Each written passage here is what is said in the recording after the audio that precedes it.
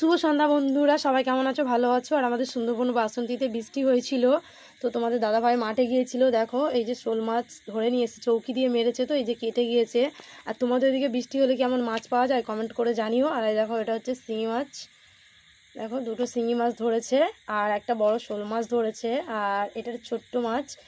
আর এইটা কি জিনিস তোমাদের সাথে দেখাচ্ছি, অবশ্যই কমেন্ট করে জানিও তোমরা যদি চেনো। দেখো, আর এই জিনিসটা অনেকে দেখে ঘেন্না করে, কিন্তু এই জিনিসটা আগে আমি খেতাম না, বাট এখন খাই, ভালোই লাগে।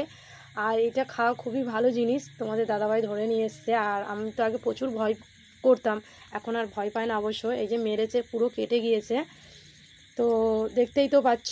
আর তোমরা কারাই মানে এই জিনিসটা চেনো অবশ্যই কমেন্ট করে জানাবে, কমেন্ট করতে ভুলো না। আর ভিডিওটা ভালো লাগলে সেটাও জানিও। আর তোমরা কে মানে কারা মাছ ধরতে ভালোবাসো সেটাও জানিও। তোমাদের দাদাভাই প্রচণ্ড মাছ ধরতে ভালোবাসে, বৃষ্টি হলেই মাছ ধরতে যায়।